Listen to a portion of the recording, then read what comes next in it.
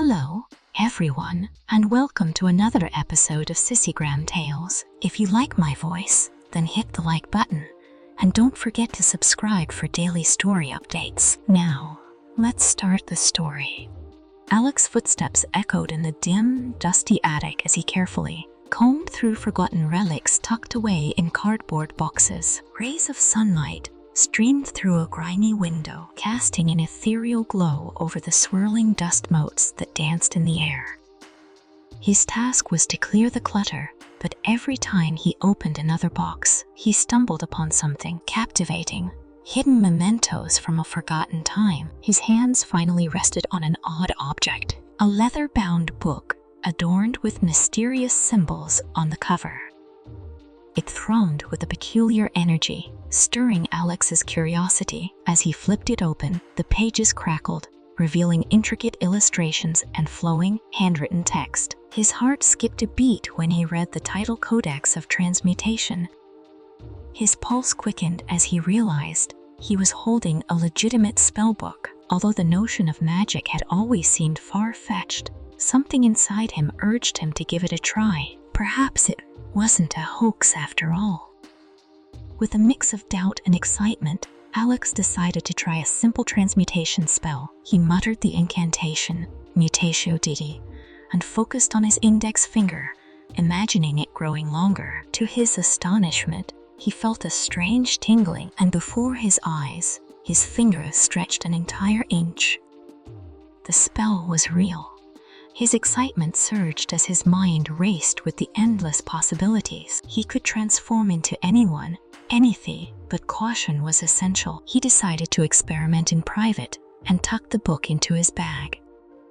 That evening, Alex pored over the book's contents, performing small transformations, changing his hair color, clearing his skin, even perfecting his vision. With each success, his exhilaration grew. Over the next few days, he became more daring, taller, more muscular, even experimenting with different ethnicities. But one transformation lingered in his mind, changing his gender. The thought both intrigued and terrified him. What would it feel like to experience life as a girl, even if only briefly? The spell for gender transformation seemed more complex than the others, but the temptation was overwhelming. Finally, heart racing, Alex recited the spell, imagining a female version of himself. A dizzying sensation overtook him as his body began to shift and reshape. He shut his eyes tightly, overwhelmed by the strange sensations. When the tingling ceased and he opened his eyes, he stared at the reflection in the mirror. The face staring back was unmistakably feminine. Delicate features, full lips, long lashes framing wide eyes, and chestnut hair cascading down slender shoulders. Alex, now in the form of a girl, felt an immediate need for a new name. Alexa, she whispered, feeling it roll off her tongue naturally, even though it came without warning. Alexa marveled at her new appearance, running her hands over her soft skin and feeling her body shift in unfamiliar ways.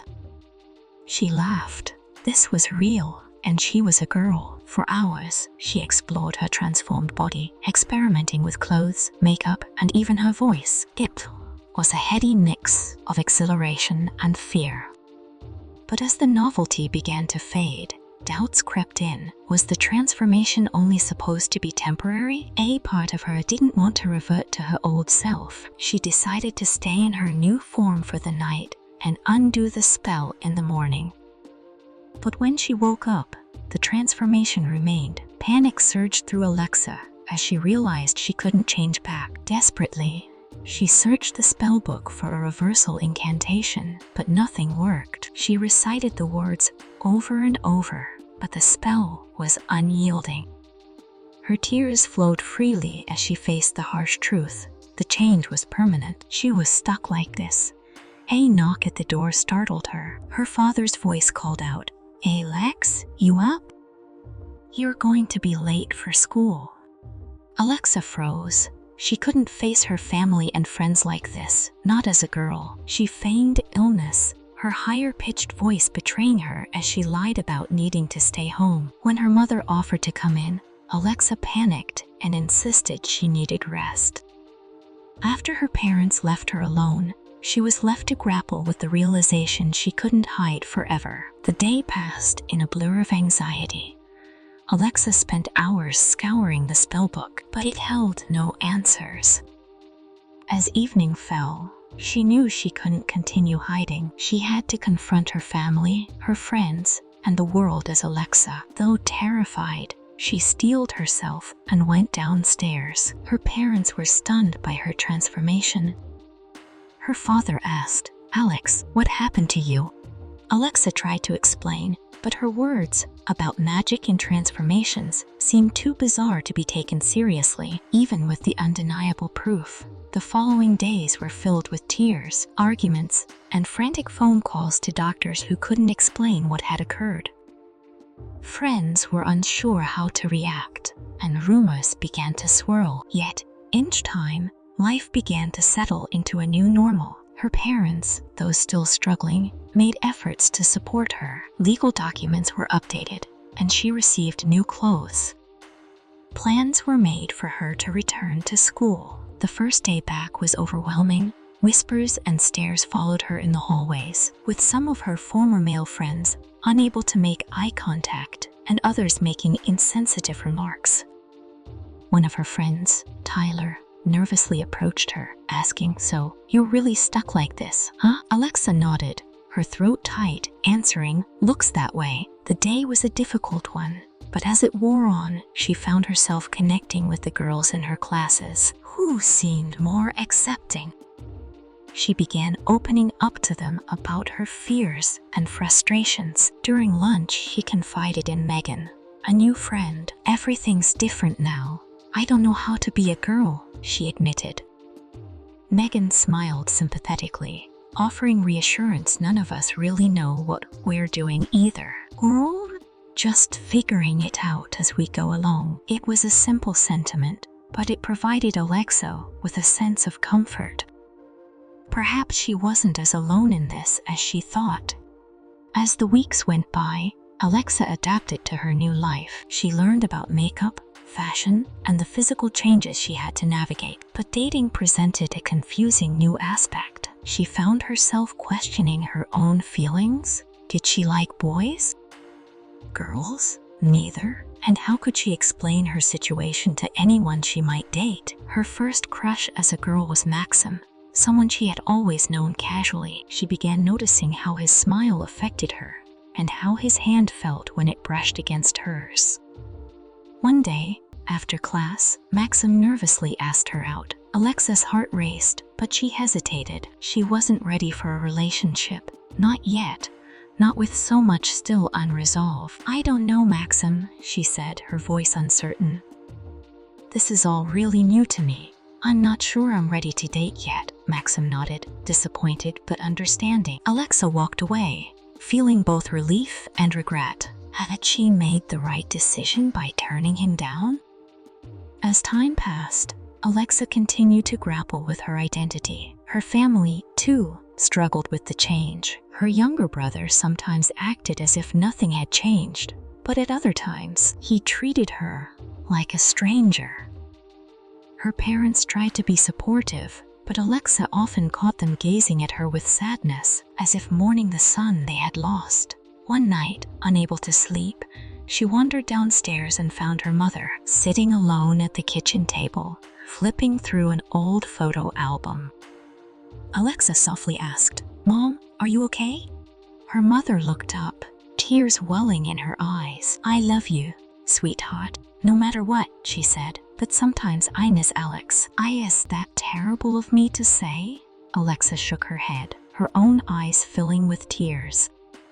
"I miss him too," she whispered. They sat together in silence, the weight of everything that had changed hanging heavily between them. Eventually, her mother broke the silence. "Are you happy, Alexa?" she asked. The question caught Alexa off guard. Was she happy? There were moments when being Alexa felt right, but other times, she longed for her old life. "I don't know," she replied. "Sometimes as is complicated." Her mother nodded, squeezing her hand. "I suppose that's true for all of us. Life is complicated, We just have to do our best with what we're given. The next day, Alexa met with her guidance counselor, who encouraged her to start thinking about college. Her grades were excellent, and the counselor suggested she could offer a unique perspective in her application essay. Alexa had been considering colleges, but the idea of starting over somewhere new terrified her. The counselor reassured her that a fresh start could be an opportunity to embrace who she was now, without the baggage of her past.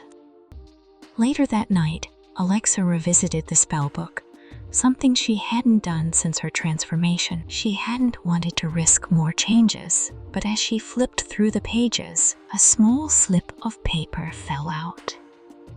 The faded handwriting read, "Magic always comes with a price. The changes you make may become your truth for better or worse. Choose wisely, for the path of transmutation is not easily reversed." Alexa's hands trembled as she read the note.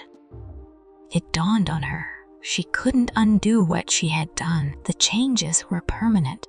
Anger flared inside her, directed at her past self for being so reckless, but she also felt a strange acceptance of her new reality.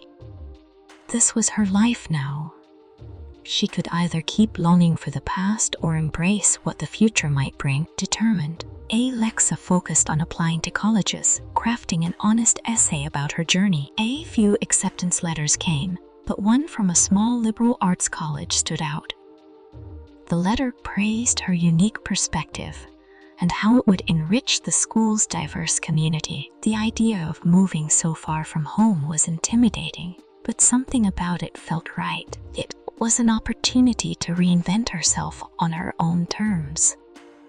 The day Alexa left for college was filled with emotion. Her parents hugged her tightly, proud of the strength and grace she had shown. Her mother gave her a silver locket containing a photo of Alex on one side and a photo of Alexa on the other. "Both parts of you are worthy of love," her mother whispered. As Alexa boarded the plane, she felt a mix of excitement and nervousness. The future was uncertain, but for the first time in a long while, she felt ready to face it. Her first weeks at college were a whirlwind. She dove into her studies, joined clubs, and made new friends. Most people accepted her as Alexa without preconceptions. One evening, while studying in the library, a classmate named John sat down next to her. As they worked through the assignment, Alexa found herself relaxing. Their conversation flowed easily, and by the end of the night, John invited Alexa to grab coffee sometime. Over the following weeks, Alexa and John became closer. They spent more time together, talking late into the night. Alexa found herself developing feelings for John, but she wasn't sure if it was just friendship or something more. One evening, after a movie, John turned to Alexa and admitted, "I really like you, Alexa, as more than a friend." Alexa's heart raced, but her fears made her hesitate. What if John couldn't accept her past? What if she wasn't ready for a relationship? But looking into John's warm, hopeful eyes, Alexa realized she didn't want fear to control her anymore. Slowly, she leaned in and kissed John. It was soft and sweet, and when they parted, both were smiling as they walked back to the dorms, hand in hand. Alexa knew there were still many things she needed to explain. But for now, she felt ready to embrace whatever the future held with John by her side.